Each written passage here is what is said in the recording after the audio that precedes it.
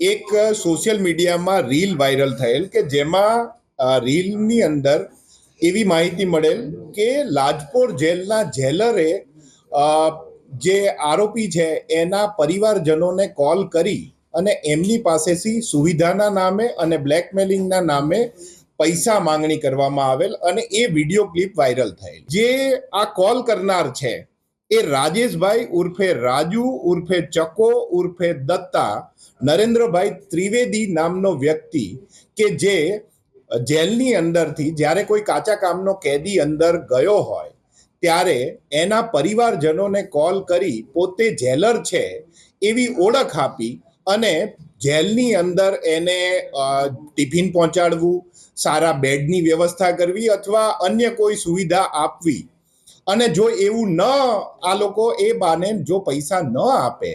તો એને ધાક ધમકી આપવી કે તમારા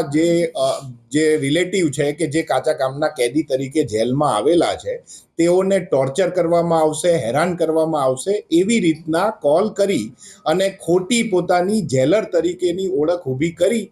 અને જે કેદી તરીકે જનાર છે તેમના પરિવારજનો પાસેથી પૈસાની માંગણી એનો મેઇન ઉદ્દેશ્ય રહેતો. અત્યારે અમારી પાસે જે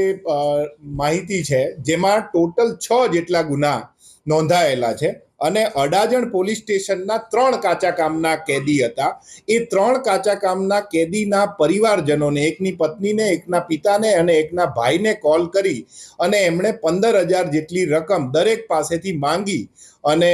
આ ગુનો આચરેલ. એની સાથે જેલમાંથી કોઈ એને ઇન્ફોર્મેશન મળેલી છે કે જાહેર જે સોશિયલ મીડિયા છે તેના તરફથી જ એ ઇન્ફોર્મેશન મેળવતો હતો. એ અમારી તપાસનો વિષય